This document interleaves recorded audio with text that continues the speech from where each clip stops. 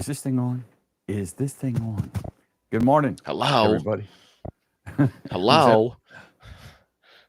I think we're live. I hope we're live. What's up, all my YouTube brethren and sistren? Heathens. Sistren? The opposite of brethren? I don't know. That seems a little man-centric, brethren, but, whatever. Well, so I look at it this way. Women get 2 syllables to describe their part, and men get 1. And not only do we only get 1 syllable, but it's the generic term for, like, everything. True. So women are more special than men are. Well, I agree with that.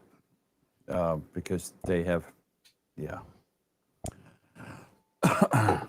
ADHD coffee is not only allowed in church, son, it's You got to bring required. 2. Did you bring enough for everybody? I brought enough for Jim. And I think I saw a super chat roll by already. Yeah, Brandon, I got you. Thank you. Brandon Wynn, thank you very much. Kicking the show off early. Passing the plate right out Getting the the gate. plate started around. That's right. These are not the pearly gates. Passing the plate keeps you away from the pearly gates. That's right. Isn't that what they say in church? I think so. Gray man, I have never called my girl bro or bruh. That's a thing these kids do. Bruh. And dude. When I say dude, I'm not saying dude to a girl. I'm saying dude to a guy.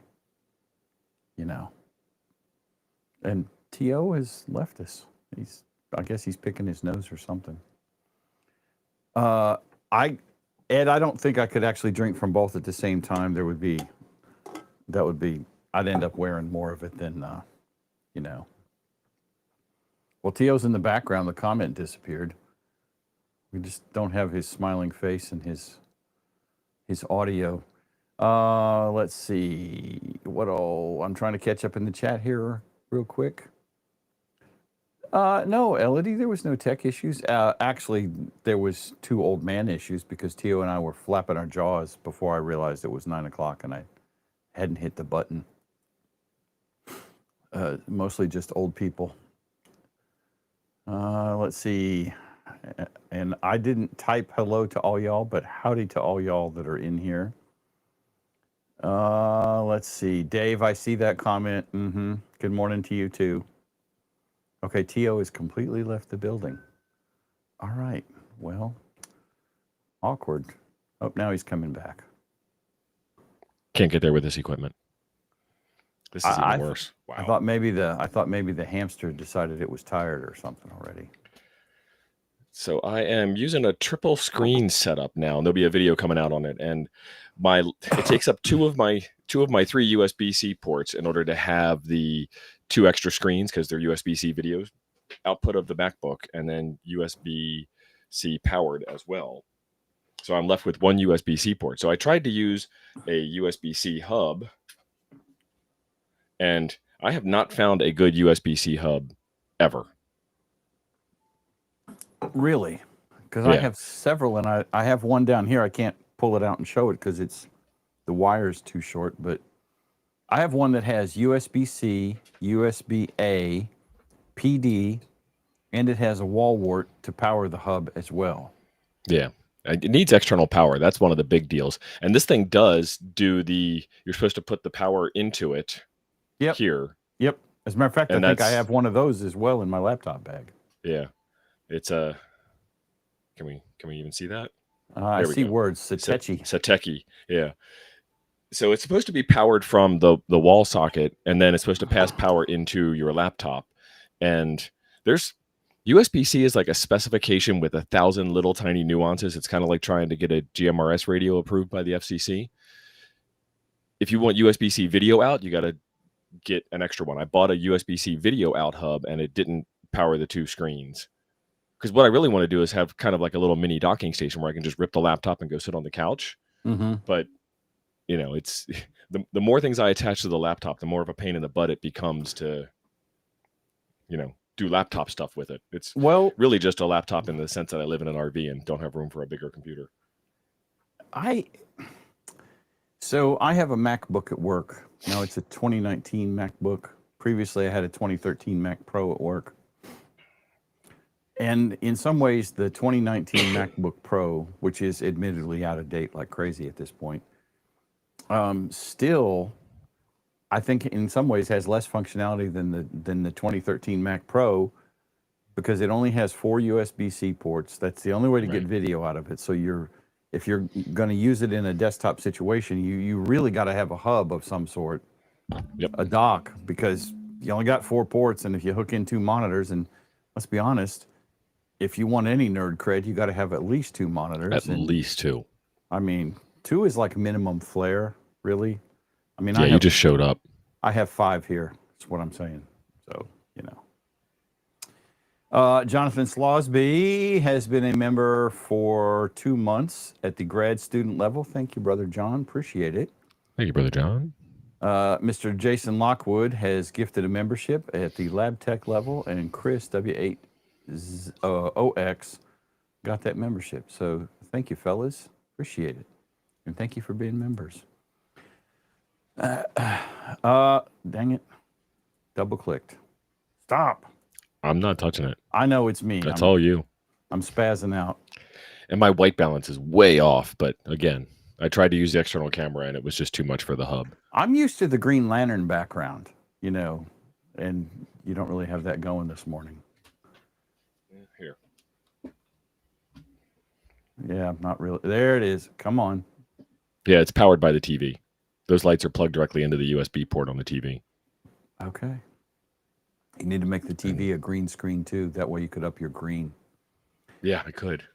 See, that's what I'm saying. Like the Mac Pro, the 2013 Mac Pro, for being a 12-year-old computer, hell, almost 13, more green, has more capability on it than a 6-year newer Mac Pro. And John, I don't know what year your Air is, but 2 USB ports. That's lame. Lame. WV8HS. Mr. Vern, good morning. Yes. 5 monitors on the same computer. Well, no, 4 on one computer and 1 on the other, but the other computer is also connected. It's complicated, Vern. Yes, 5 monitors on one computer, basically. If you want real nerd cred, when was your first dual monitor setup? And if you can't tell me what year it was, you can tell me what video technology it was. It was DVI. Oh, wow, you're a youngster. It might have been VGA. I don't remember, dude. You're still a youngster. I had 2 of the Dell 20-inch flat panel monitors. I had bought one, and Mrs. Perry bought me one for Christmas. And I had them on my desk. And when I say 20-inch, the screen was 20-inch. The monitor probably weighed more than your television. You old dog. Yeah. I never had dual CGA. I don't think you could do that, could you? I don't know. Yeah. So not dual CGA, no, but you could do dual screens. I had a 8088 and I had an MDA Hercules card and I had a VGA card in it. So you get color on the VGA screen, and because the memory spaces don't overlap between monochrome and color, you could run the monochrome screen for like text editing and stuff. Okay. I think Matt here beats you. Matthew, that is outstanding, buddy. Nice. 3 VT200s. Love it. I was never paid to operate a terminal. I have operated a terminal, but I was never before. All my terminal time is self-imposed. Yeah, I've never been. Well, during one of my college careers, I worked in the maintenance department, and I was responsible for issuing parking tickets in the school parking lot.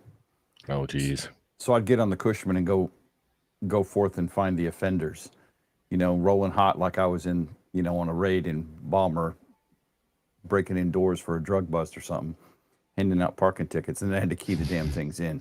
So the amount of parking tickets that were issued went down dramatically because I was tired of keying them in. That sounds like Jim, yeah. Gray Man says he's just hearing old people speak. Gray Man, I think you're older than I am. Tim, really, Tim? With a name like Gray Man, too. Right. And we know it's not Gray Man because you blend in with the population. We know it's because of your gray hair. And Tim, I'm older than Tim. I'm almost positive I'm like 5 or 10 years older than Tim. Look at this. Still mostly brown. I'm just saying. Dave, thank you for this $3 super chat. Appreciate it, buddy. Thank you, Dave. Eric has one screen per computer, but 3 computers. I mean, and that's kind of what I got rocking here, Eric.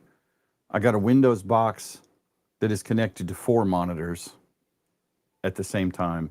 And I have a Mac over here that's connected to 1 monitor full time and this monitor when I flip the switch and change it over to the other input. So yeah, it's a pain, or it's cool, you know. Jason, continuous desktop on the Windows side or the Mac side, whichever way I'm rocking at the moment. That's really cool. Continuous desktop. I did that with a program called X2VNC. Yeah.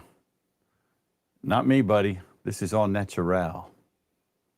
All natural. Tio, what's going on with you this week? Well, besides doing the 3 monitor setup thing, I'm also doing how to FT8 with the Toads DI on the FT857. And that's a word salad mouthful of acronyms and nonsense, unless you're one of us, and you're all one of us. So you knew exactly what I said for every bit of that. Elodie has a question about the DI board. I don't know if you... No, we haven't. And reliably is an interesting thing. So this is one of the problems that I ran into, and it's not the... It's like the world continuously changes. So Raspberry Pi OS has been upgraded to Trixie, and Trixie has changed its audio underpinning. So in the drop-down list of input devices for WSJTX, you can see both the input and the output of the Toads DI. In the output list, you see neither of those two things. The card is still there. The card still works. I'm still using it, but it's called a different name. It's sysdefault card device now or something. So I had to first figure that out. Then I had to write a script to make it easy to get through. If you've seen WSJTX on Linux, there's like 40 output devices, and there's only like 2 sound cards in the entire computer. A lot. Yeah. So it's like it reads through the entire vomit list of audio devices that you can't use anyway and pulls out the one that you can, and that's how I know the name of it. So that works. That's the same problem whether you use a DigiRig or you use the Toads DI. As far as 6-pin radios, I have hands-on experience with the FT8800, with the FT857 now, with the FT818, using this interface and doing audio work. And then Hayden has done the Kenwood 710 is the one that he's done. He's also done the TYT 9800. And then Freddie Mac's done a bunch of Motorola radios by taking the 6-pin and adapting it out to Motorola 6-pin or 25-pin. So, yeah, but it's really more of, can you get it to work with that? And it's not a dig on you. It's like it's physically possible. It's just audio in, audio out, PTT, and ground. It's just 4 connections. And if a radio doesn't have those 4 connections, the DI6 just makes it easier by presenting you with the 6-pin interface. But I've got videos on my channel on how to do it all manually by hand with jumper wires and hot glue. Hot glue? Have you got duct tape in there? Does it require vice grips? Because that's the universal tool, honestly. Vice grips, WD-40. Yep. Yeah, duct tape. Absolutely. Boston Johnny, thank you for the 1999 super chat. Appreciate it, brother. And this is kind of an inside thing because I guess he's talking about the back me chat last night with it. Yeah. Because I'm telling him how to put the radio in the car, and I guess you're telling him not to. I was aghast when he suggested it. I'm like, no, dude, that's a crime. Don't, no, Jesus, no, don't do that. I mean, like I would drive to Boston just to bitch smack him if he does that. I'm just saying, John, no, don't do that. And it's like a 1,200-mile drive, so don't do that. Yeah, Jim doesn't want to put that much effort into it. He'll be worn out by the time he gets to the door. That too. John, collapse. So, I told him, back in the 80s with the whale tails, everybody had their Motorola bag phones and their, drilled in cellular antennas. Yeah, back in the old days. Do it up. And I'm not going to steal all of John's thunder, but John bought a car. He's having his midlife crisis. Let's just go with that. And it's a nice car, and it would be a crying shame if he drilled, clamped, or screwed any radio crap to it. Just saying. Oh, I gave him a non-intrusive way of doing it. He might, no, completely non-intrusive. Yeah. Jason Lockwood threw out another membership. Appreciate it, Jason. Thank you, Jason. And that went to Kate Kaz. So awesome. Thanks, fellas. Appreciate it. So what have you got coming up on your channel? What are we doing tomorrow night on Nuggets? We are doing an amazing amount of giveaways. We were actually going to have Dr. Doug on to talk about testing out dirty radios and using spectrum analyzers and stuff like that. But then I realized we've got 9 giveaways tomorrow. That's a little over a giveaway every 10 minutes, and it's an hour-long show. And so, we would not do Dr. Doug justice, and everybody would be screaming at me. And I'm like, okay, fine. I guess you guys want more giveaways and less technical stuff. Okay, got it. So we're going to postpone Dr. Doug for a week, and it's okay because he postponed me first. I'm just putting that out there. I saw that because you forwarded me the email. I was like, yeah. Oh, doesn't he realize this is the top 60% market rated show? And Dr. Doug. 60%. I wonder if that's actually true. Out of ham radio live streams, what would be the number 1 show, number 2 show, number 3, what's the top 5 ham radio live streams? I was being a bit snarky streams? There. It's like saying I'm 75th rated in an 80-person market.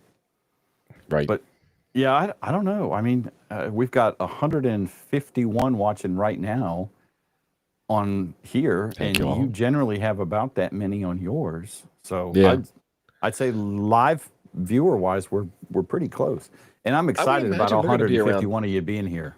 If I could invite you all over for Thanksgiving, an alien would have taken. It would be a potluck because I never did that. It'd be out in the yard and bring your own food. Big John's Ham Shack has been a member for 17 months. Big John is back. He's back, and he DM'd me the other day. I was like, oh, he's back. Good to see you, buddy. Thank you for being a member, John. Cool. So we have radios, dinguses. What do we got? What are we giving away, or do we not want to oversell? Oh no, the list is out there. It's all public. We're giving away a couple of handy talkies. I'm giving away a Zygu G106, and I've got some inside knowledge on that G106. If you partake of Zygu, you kind of realize, especially if you get into the deeper levels, you realize that the user interface, the GUI on the radio, if you will, is actually contracted. So a third-party outside team does that part of the radio. And the internal stuff, the stuff that we like about the radios, like the G90's super amazing tuner, and the compact portability of the 6100, 6200 series, those are fantastic. So I think that the main RF engineer at Zygu, the one and only guy that they have, Zygu is like a 4-person company. I think he's like, I'm going to make a good radio that doesn't use your software. Hold my beer. And it's the early radios that the crowd got were prototypes, and they had some prototype related drama associated with them. But I got mine, straight retail, and it worked great. I didn't have any problem with it. I mean, your expectations are this should be better than a true SDX. Your expectations are not this should be, an ICOM 7300 Mark II. There's no graphical user interface. It's a small portable QRP radio. It's in a metal case. I mean, like it delivers 100% of what it promises, and I think people expected it to deliver more than it promised, and got disappointed. It had a really good price, wasn't it? Like sub $400 when it came out? Oh, it's $200. Yeah. Yeah, I knew it was. I don't want to say cheap. I want to say inexpensive. Yeah. Very inexpensive. And I know we know somebody who got his hands on one super early, and I don't know that he ever did a whole lot with it, but not that I remember. I don't know if you're talking about Mike or you're talking about Josh, because both of them got early editions. No, not and they them. both did some videos earlier than them. Someone whose name has been stricken from the scrolls. Ah, because this is not that show. This is not that show, but his name has still been stricken from the scrolls. Right. Fairly or unfairly, I never had a specific issue. And so Napalm's saying the same thing. I hear this from a lot of people. Whenever I do a video on the G106, I hear like, "Oh, I love my G106," and it's hard not to love. It's a simple radio. I mean, you can't complain about the noise reduction. It doesn't have it. You can't complain about the band scope. It doesn't have it. I mean, it doesn't have a waterfall. It has a band scope. I think the band scope actually runs while you're using it, as opposed to the old Yezus where you have to one or the other. I can band scope or I can radio, but I can't do both. Can't do both at the same time. ADHD, yes. And I got to check. I might have accidentally already released my video on the radio that hadn't been released yet, because I scheduled it out a couple weeks when I talked to her and then forgot to unschedule it. But I've already done a video on the 7600. Not the 7600, the DB50. Those are 3 radios that are not in the same class. No, not really. And I will tell you, the DB50, pay attention to me here, children. The DB50, the 7600 come with brackets. They come with a freaking bracket. You don't have to spend extra money to mount the damn thing in your car. Now, if you want to mount it fancy, you got to drop a couple dimes. $20 for the remote kit. That includes the cable and all the mounting hardware. But out of the box, you can mount it in your vehicle and radio with it. As opposed to the other radio that was on that list that you have to spend extra money just so you can mount it somewhere other than sitting on the passenger seat. So you have the DB50, right? Does it have a data port on the back of it? I don't know. I can look if I can get to it. No, it's under a bunch of boxes right now. I can't get to it easily. Because the Radiodity version of the 7600 doesn't have one because it doesn't need it. It's got a USB port on the front that's completely undocumented. I don't know what that's for. We have a USB port on the front of this one, and I think all the manual says is that it was for charging. Nice. I'm charging the DB50? No, you can't charge that radio. Charging your phone. Charging your phone. Oh, okay, that's a thing. I guess. I don't know. So the 2730 is a full duplex mobile radio from a high dollar, you pay extra for the brand name brand. And it's a beautiful radio. Yeah. Especially you get the black edition. The DB50 is just a bare bones dual band radio. I don't know if it's full duplex or not. I don't know if it has a data port or not. It's just a radio. I mean, I'm not trying to be disparaging, but there's nothing, you don't get that extra. Exactly. Yes. It's just nickel and dime stuff, Elodie. It was like, really? You can't throw in a bent metal bracket in a $300+ radio because you want to nickel and dime me by making me buy a stupid bracket for the mobile radio. Just made me cray-cray. Might still be a little bitter. So I'm looking up the DB50. I don't believe it has a data port. I'm 99% positive it don't have a data port on the back. Let me share this out while I'm looking it up. Why not let's all just talk about this together? Well, that's fine. Okay. So this is a Doc, thank you for the $1.99 super chat.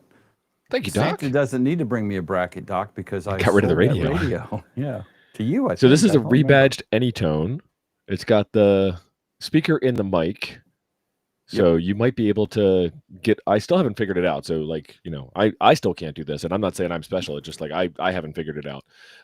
You should be able to do all your data modes out of the RJ45 mic connector. I think so. I don't see why you wouldn't. Let's see. Did they actually give us a picture of the rear of the radio? I think it's in there.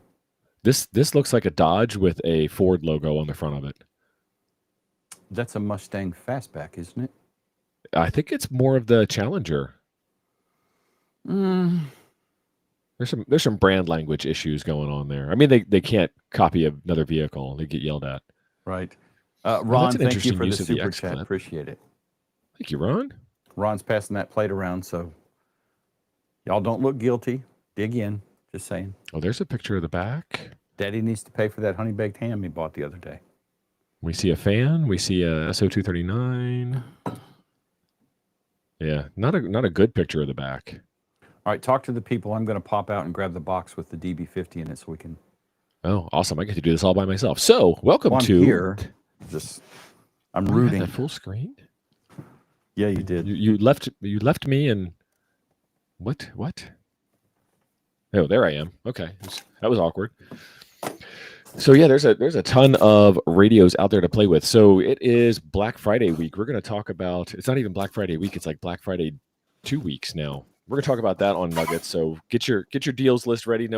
Let us know what all you bought already. It's not even Black Friday yet. The Black Friday deals started November 20th. That was the official release date from Amazon. So I put out a couple of videos, and one of my videos on there was a complete Black Friday ham station that would get you on all bands, all modes, all Black Friday deals, except for a $5 cable.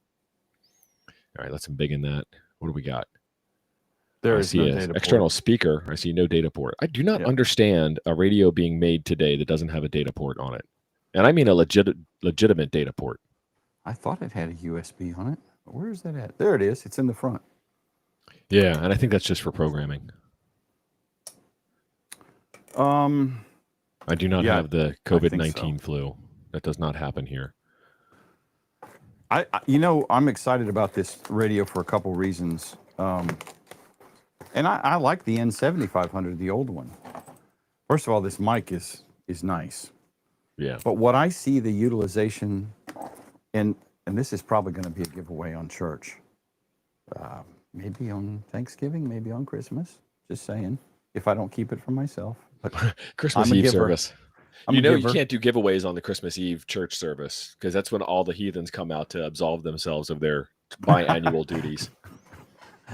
We have another super chat from Tall Todd. Thank you, Todd. Oh, that's not Todd. That's Patrick. Duh. That's Pat, thank Patrick. you. Yeah. That's a He made ham change radio for a hats 10. Pat. That's what your hands were doing in the plate when you were passing this, making change. Nice.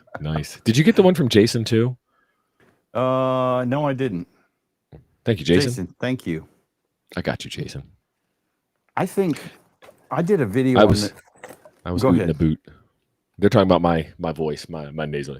How Oh. you doing, everybody? Good morning. Listen, Good to see you. Alabama can't make up its mind. It's been in the mid 80s the last 2 or 3 days. Last weekend it was dropped. 24 overnight. We had I'm like, thunderstorms yesterday. We don't know what temperature we want. So this radio works with the microphone that Sparky did a video on last week before last. Yeah, it's the same radio. And you should post a link to that mic in the chat. I should. You should. But what I was thinking about this, I did a video, one of my, a long time ago, 4 years ago. I did a video about putting a small 2 meter, and I don't remember, it was a, second or third tier Chinese manufacturer, a small 2 meter radio in an ammo can with an external antenna connector. Now, the downside was that you had to open the lid to, plug in the mic and everything else. The upside was you could put all of it in the can and close it, and the only thing sticking out was an antenna connector, if I remember right. And I still have the can. It's under a shelf out in the shop.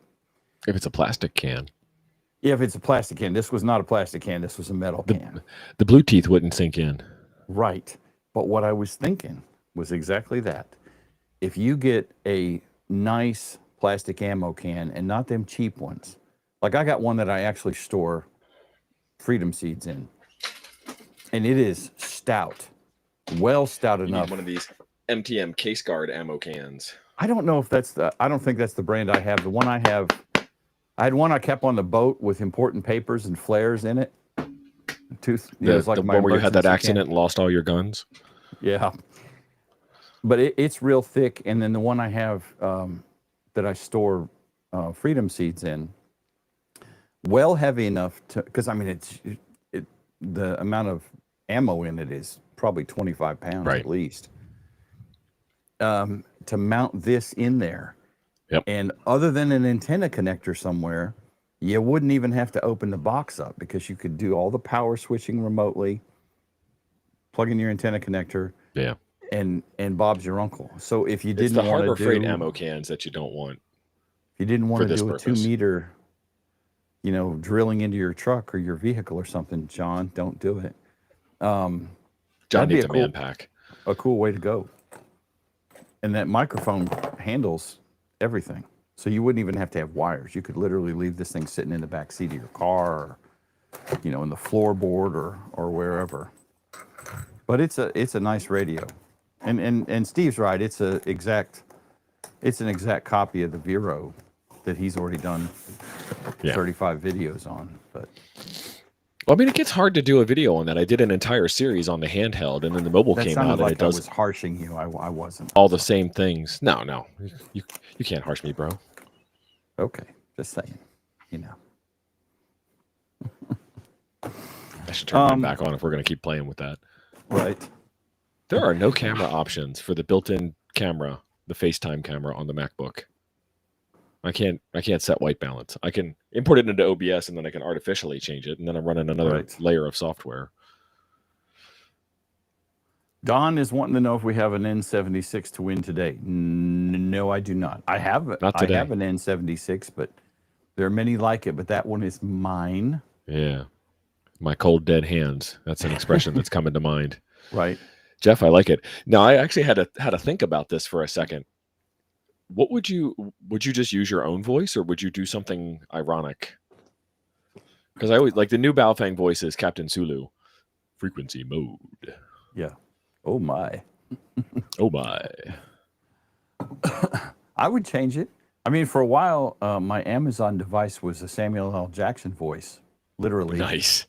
With all the associated colorful metaphors from Samuel L. Jackson. It was awesome. My wife hated it. I loved it.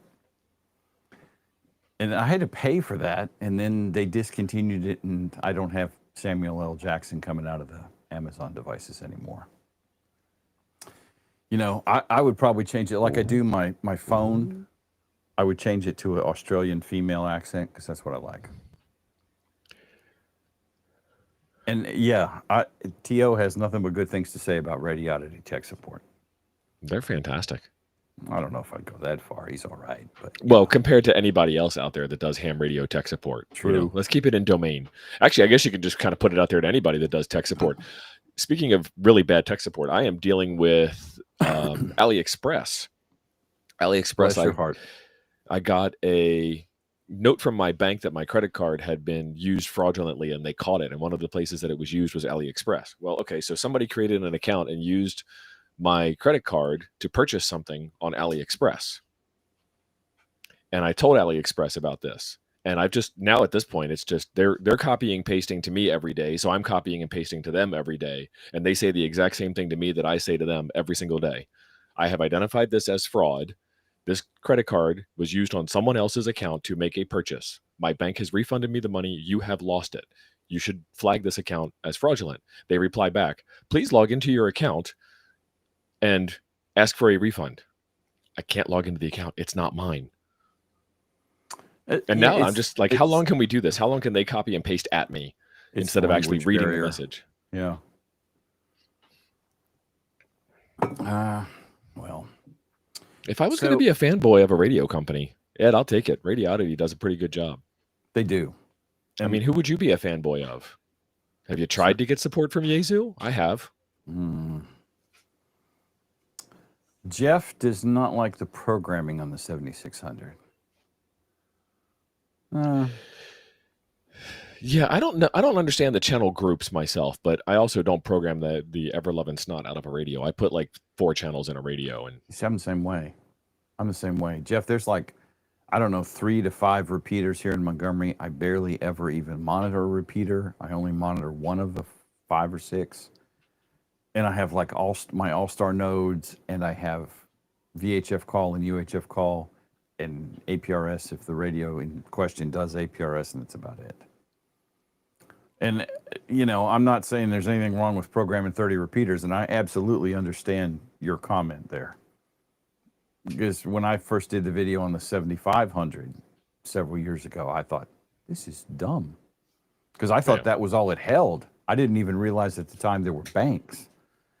But still, I thought it was annoying, because I thought if you have a lot of repeaters, you know, or you want to program, if you ham travel in a vehicle across multiple repeater jurisdictions, AOs, whatever, you know, you could have a ton of repeaters in there.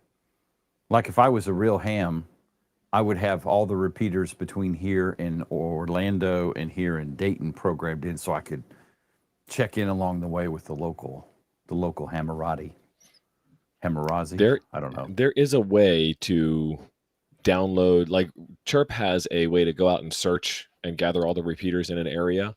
There's a way to download that into a CSV file and then convert that CSV file into the Vero format. And there's a couple of different ways to program it even from an Italian repeater directory that's got a bunch of US listings in it too. So, yep. Desert Eagle, I do the exact same thing. I have privacy, and my wife is on board with it. We don't give out real credit card numbers anymore. We give out privacy cards. Yeah, and the problem isn't like me being promiscuous with my credit card. The problem is the people like So he says. AliExpress who have leaked my credit card information out, Yeah. either on purpose or not on purpose. I'm not pointing the finger there, but it's all over the place. Well, I had an incident with a radio company in Texas. I used a credit card specifically to buy a specific radio. And then a couple weeks later, somebody was buying iPhones at a store in Massachusetts somewhere on that credit card. And, you know, it was fraud and it got flagged. And you try to tell people, listen, this is the only place I've used this credit card. And in my case, it literally was, right? Because I keep a zero balance on that card. It's just in my wallet if I, you know, need to pay for expensive hooker. I mean, you know, whatever. And it was the only place I'd used the card in probably 6 months, if not longer. And then a week or two later, then I have fraudulent charges showing up. And I called them and tried to tell them, and they're like, oh, okay, thank you. We'll get my cousin's nephew's brother-in-law's kid to look at it. Okay. That's kind of the problem with customer support these days is they aren't empowered and they don't know a whole lot about what they're doing. AliExpress sells 1.5 million products and knows nothing about any of them. Yeah. ADHD, no, there is no cost for privacy. It has quite generous free plan.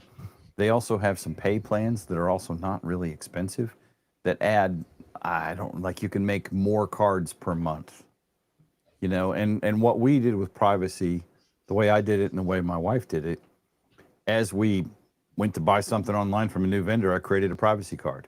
That, as far as I remember, is the biggest limit with privacy at the free tier. You're limited to, I don't know, creating 30 or 50 privacy cards per month.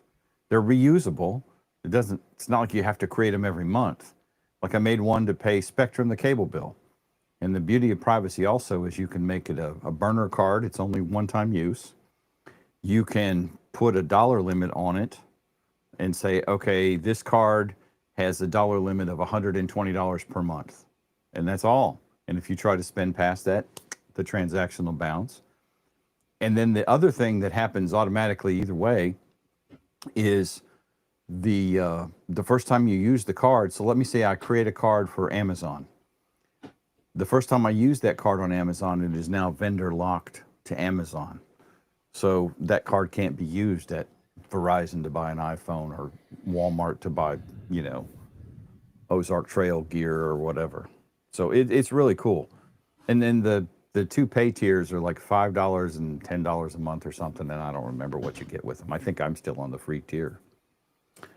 So it's really cool. I recommend privacy.com absolutely for online and the beauty of it is, besides having all that in the middle, is if your real card does get compromised, right, that you have your privacy account tied to or your bank account, you only have to change it on privacy. You don't have to change it at 75 different vendors, right? So it's cool. Yeah, Eric, they do have fee levels you can pay. Like I said, I think it lets you create more cards a month or something, but I'm still rocking the free version. And honestly, as much crap as I buy online, I don't think anybody needs the pay level, really. So it's a pretty good way to protect yourself online, absolutely. Especially if you're buying stuff from websites that are going to be difficult to get money back out of. AliExpress, Temu, Banggood, Wish, you know. Anyway. Okay, I guess we should talk about some ham radio stuff. More ham radio stuff? Well, it is kind of a ham radio show. This popped up the other day, and I thought it was an interesting comment. This was off of Reddit in the amateur radio subreddit. This guy, and I don't know whether I think this guy is a doofus or whether I think he's my spirit animal. I'm a little mixed on this. So he says every time he reaches a DX station, all they want to do is exchange call signs, signal reports, and meaningless pleasantries. I never hear about their life, their country, what they do for work, if they have family, their hopes for the future, or what excites them about ham radio. Only Yeah. call sign and signal report. I want to be clear. That's all I really want to hear. Right. I don't want to know about your wife's health problems or the last time you had a solid bowel movement. I don't And that's want to okay. know. There's enough room in ham radio for everybody. Well, yeah, and the point of the comment was he thinks most QSOs are just like FT8. They're meaningless. And I'm like, I don't know. You know, the FT8 thing, that polarizes everybody one way or the other, because you're either an FT hater or an FT8er. I just made that up. Nice. You should make that a t-shirt. Right. James Hannibal, where are you right now? So, I mean, you know, FT8 is fun. You're actually kind of doing science because it will help you figure out propagation, what bands are working, what bands ain't working, you know? I mean, is it a little mindless? Yeah.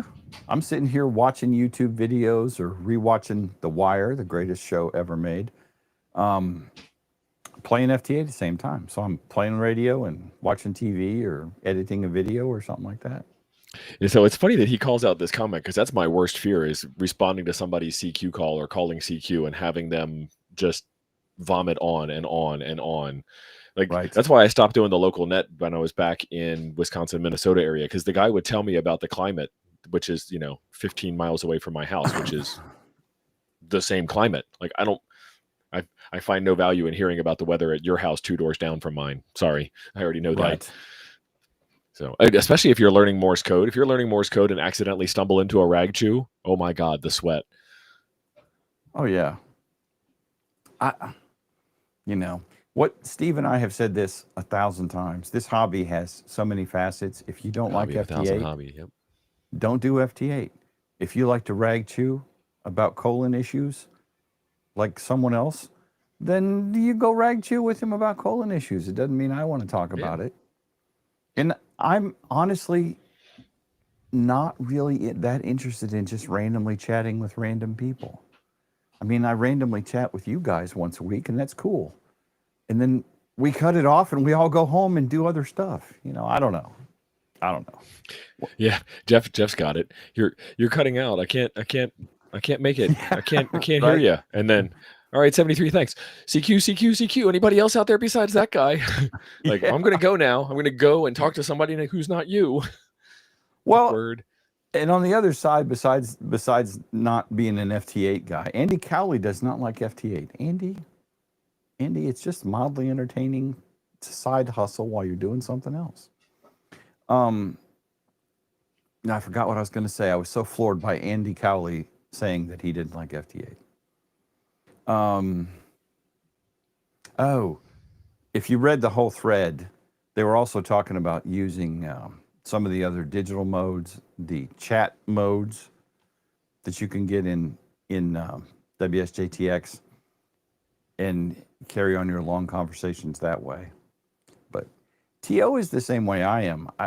Neither one of us like talking a lot on the radio. I mean, I'm cool. TO and I have made a bunch of sideband contacts. Breakfast is ready.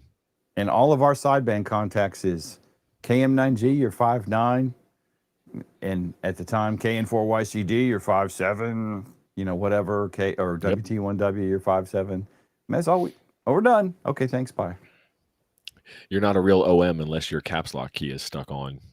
Yeah, that's right. Napalm. Oh, goodness. And I reject the term real ham. I reject all of that. If you're doing anything radio related, it's amateur radio. I know a guy that builds radios and never puts them on the air. He's a real ham. He's smarter than I am. Yeah. And Ask Knight, that's what I was getting at. FT8, even if you don't want to sit and run FT8 for a while, it lets you see how you're getting out. When I did a video of the carbon fiber mast versus the fiberglass mast, I used Whisper to do it. I could have done it with FT8. It would have required me to sit there and do it, but I ran the Whisper from Zactec, the Whisper box, and I could see how the antennas were doing.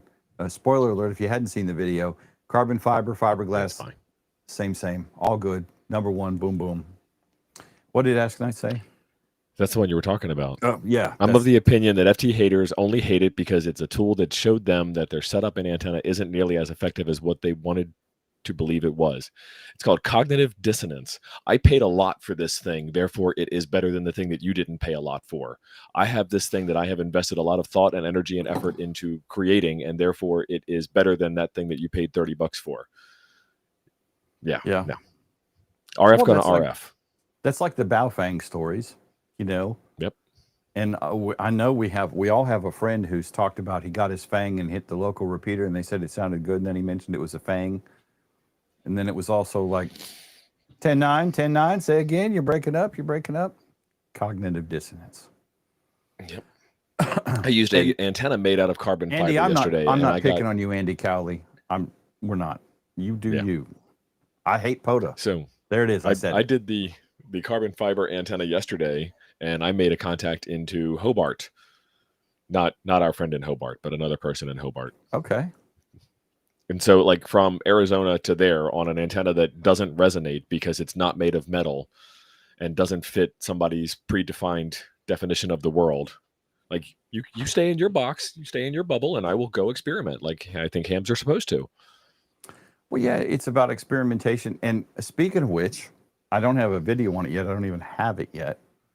But our friend Ben, and I cannot remember Ben's call sign. Rookie, Ham Radio Rookie. Ham Radio V6 Rookie. SFX?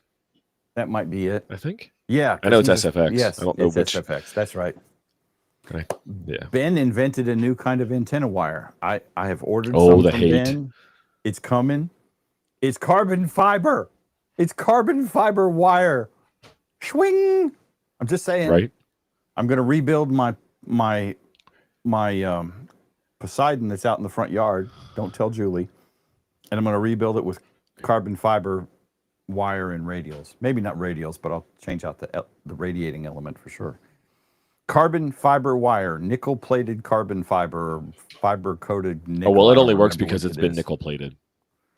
And it's in a sheath, so it's in a polyester sheath, so it's like rope wire kind of thing. Yeah. He's working on a patent for it and everything. I think it's fantastic. Oh, yeah. And I can't wait to play with it because, like Tio was saying, this is about experimenting, you know? Yeah. I want to tinker with it. Is it a solution to the problem?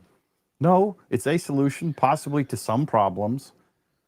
You know, you can please some of the people all the time. You can please all the people some of the time, but you're never going to please all the people all the time. And ham radio is absolutely that way.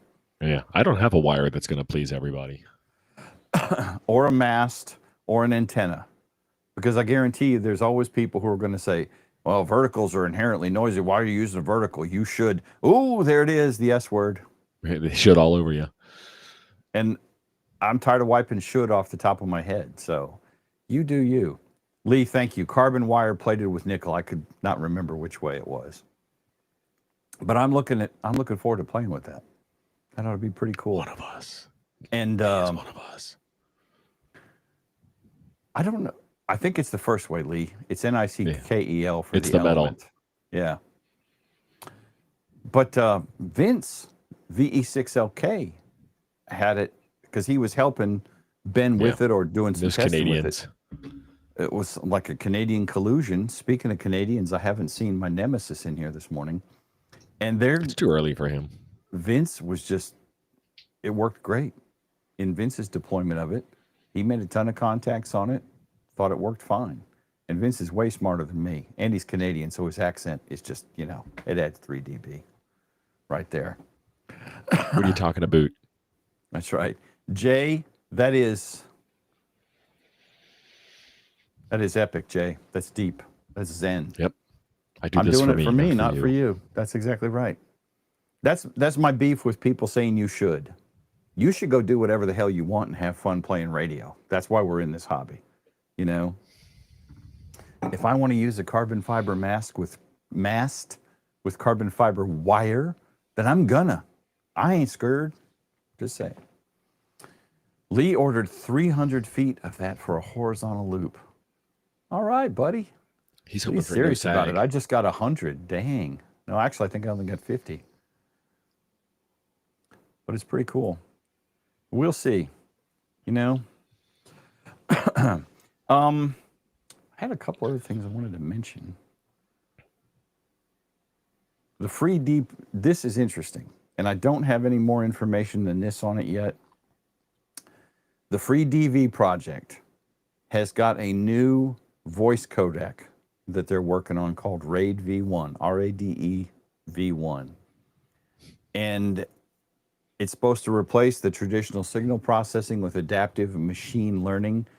And the benefit of this, as they work on this, is higher quality speech, audio. So I'm looking forward to that potentially getting some traction and going somewhere. That was developed with an ARDC grant support. And I think these guys are just like, you know what? We heard Don talking about Donald Duck voices on digital mode radio, so we want to do something about it. You know, I don't know if they actually heard Don, but I think that's a cool way to do some of that experimentation. I'm not nearly smart enough to do any of that, but I think it's a great idea, you know? Let's see. There is a meteor shower coming up next month, the 12th and the 13th, the Geminids meteor shower.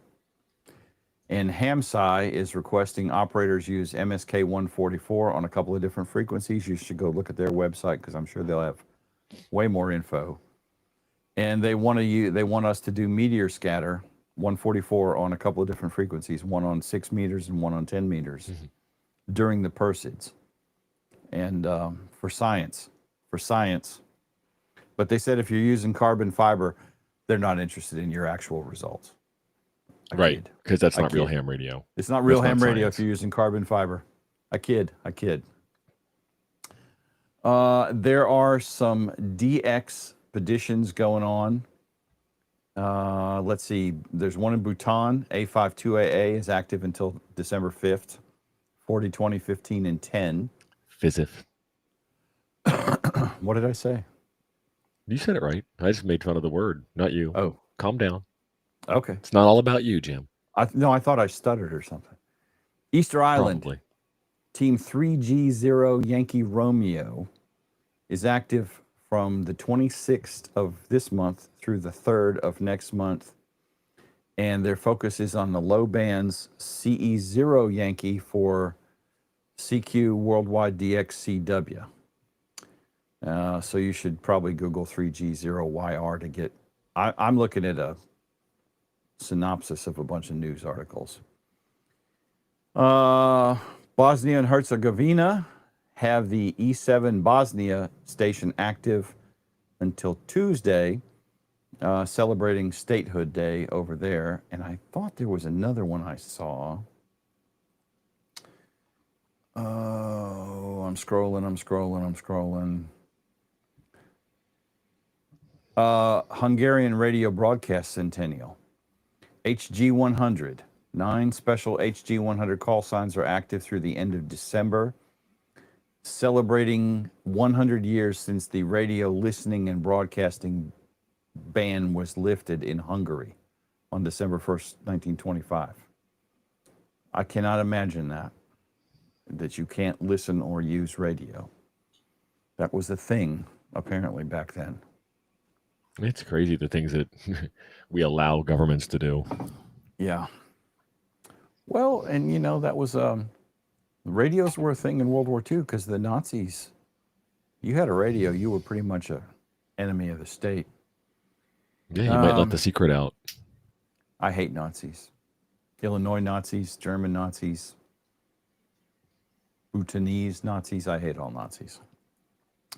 The FCC is reopened. If you guys didn't get that memo, the historic 43-day government shutdown is over. Our long national nightmare either is over or resumes, depending on how you feel about that. Resumes, yeah. Yeah, a little bit of snark there. And if you have an expired license and you got caught with your license pants down because of the shutdown over the last 47, 45 days now that it's been, things are starting back up. The FCC has resumed operations.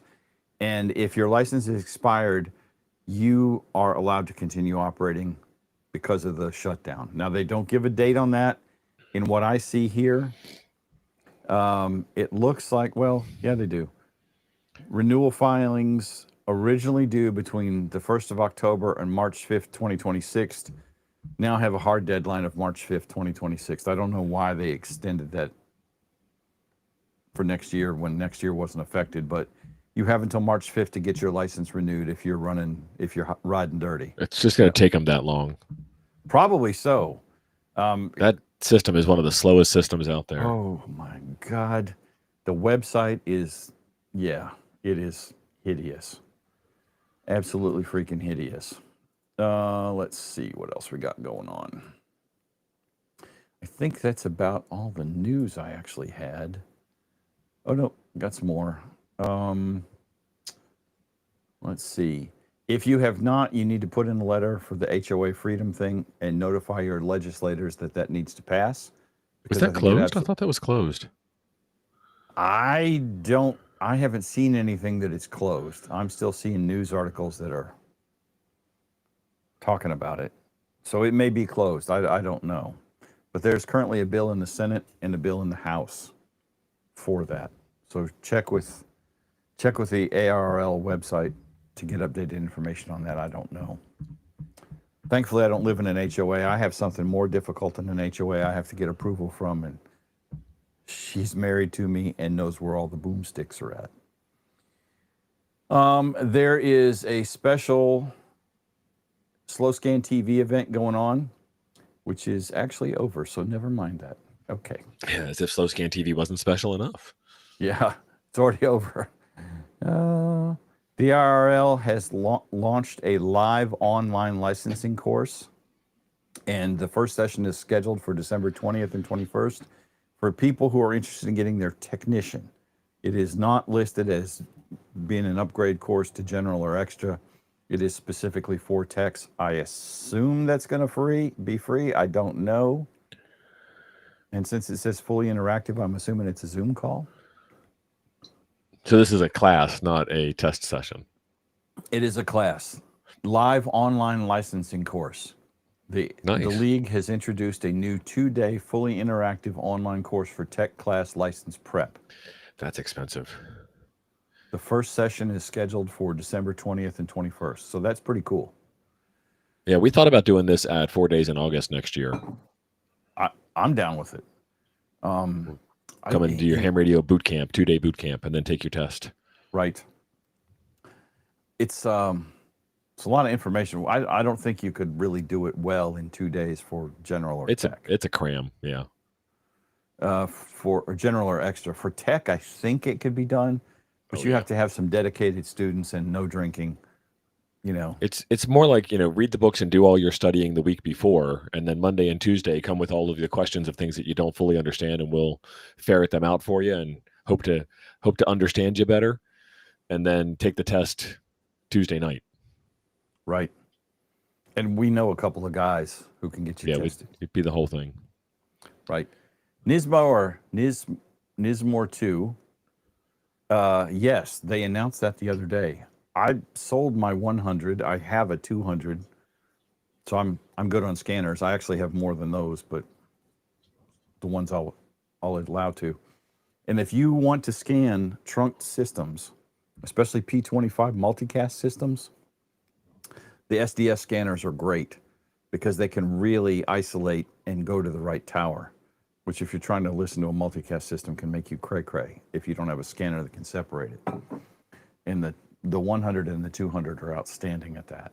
So probably expensive. I'm guessing about $650 on that thing brand new. I don't know. I haven't looked it up. Let's see. I don't know anything about a licensing scam. Yeah, it's Jason from, not Jason. Is it? No, it's Josh. Josh from Ham Radio TV. Yeah, I don't know about that. Apparently about 900 bills for that thing. Oh, that's crazy. I'll deal with slower scanner speed. Well, the SDS 100 wasn't cheap, and neither was the 200. No. I think the 100 is about 600, 550 to 600, and the 200 was about $100 more because it was 100 more, you know.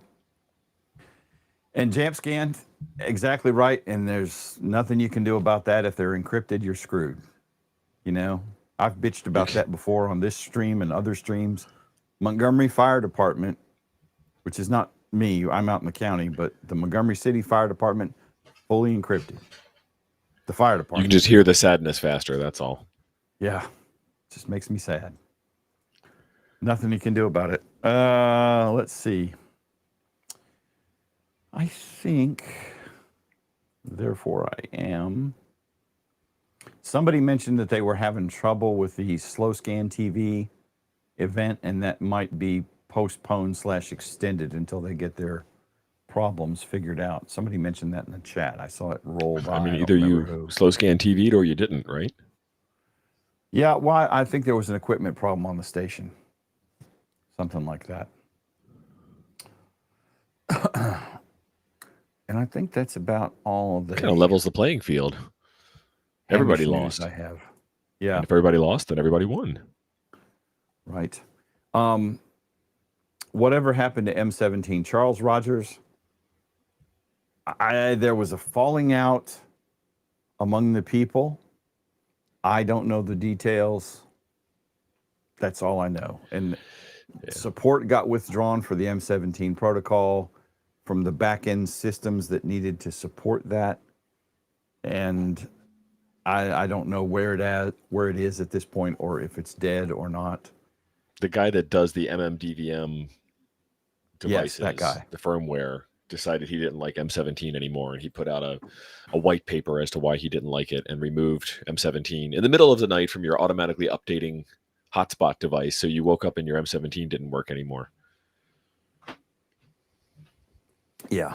And I don't know that they've come up with a suitable replacement yet. I haven't heard.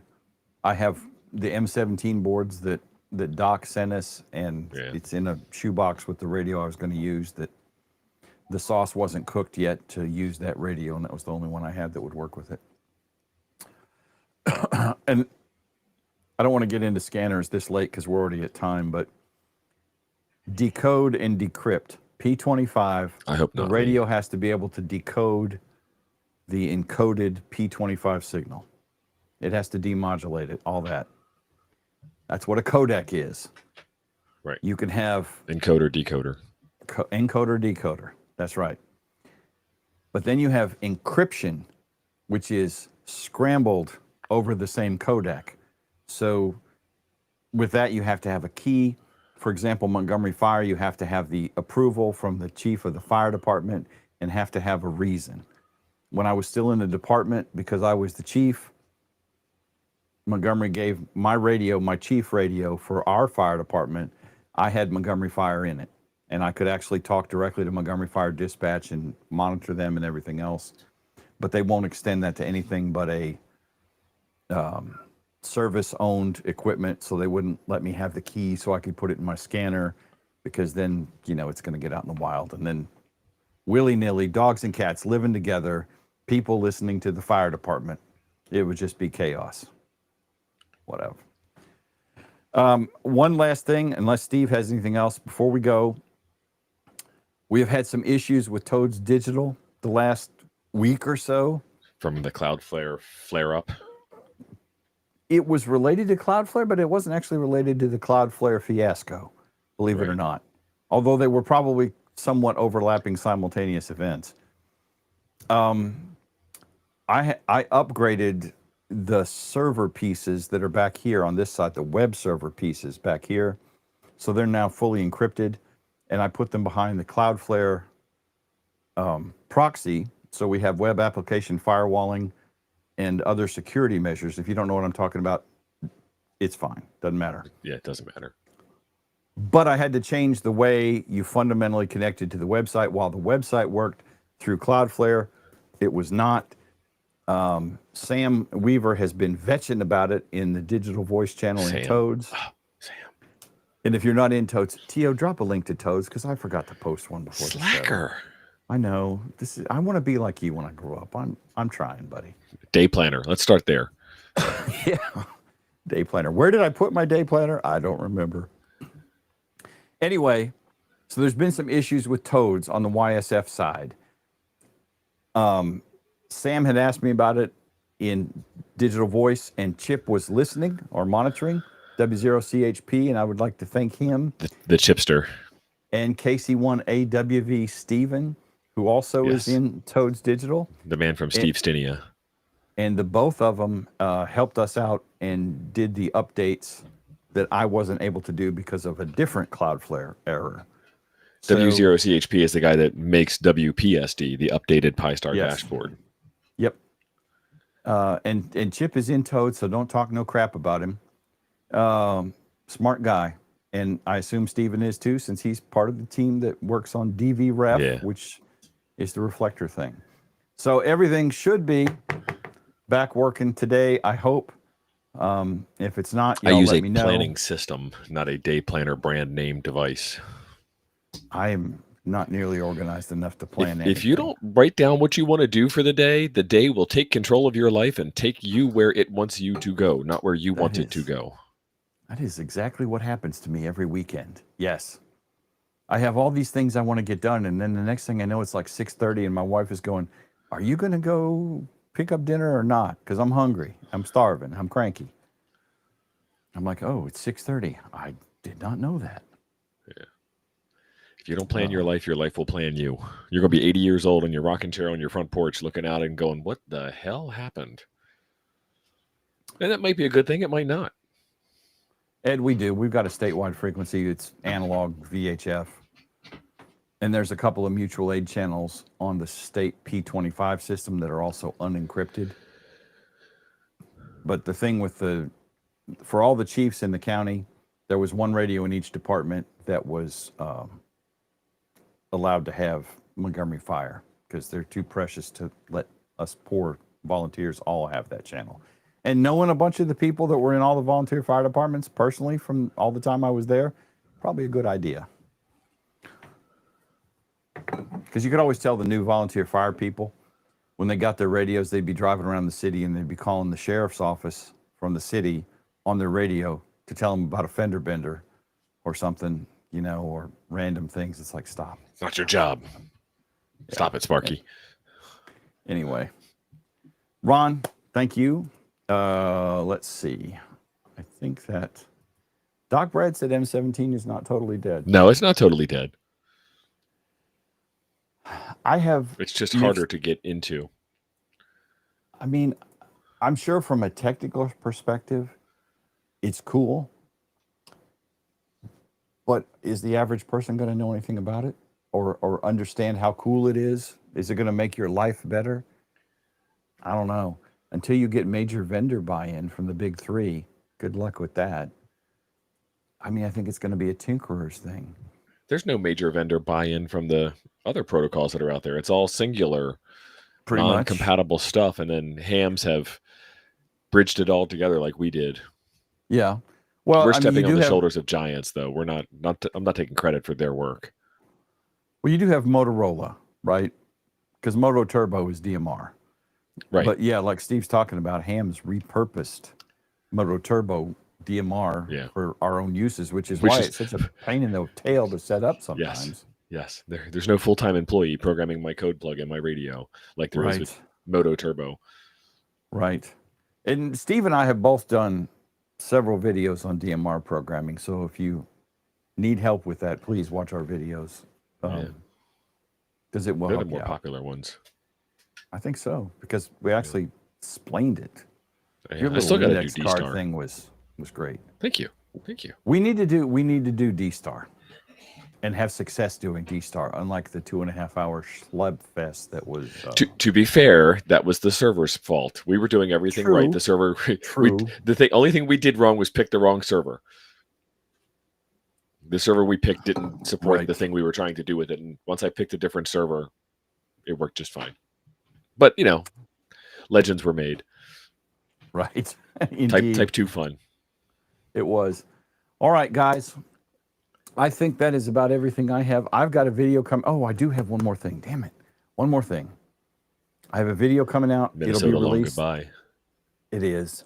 It's not a Midwest goodbye because that's usually later. Well, I suppose. Well, You sit down. it's always like, whelp. Yeah. Well, our friend John Gendron, we talked about this last week because John was on the show. I have a video coming out on the POTA phased array. It should be out later today, probably before dinner. And then I'm going to work on another video and get it all set up. So I did it in 2 parts because I didn't want it to be 45 or an hour long, but that should be coming out soon. And anyway, that's it. Thank you, fellas, That's it. ladies, That's all. ladies and gentlemen. And Ladies, y'all have a both great of 'em. day. I'm going to hit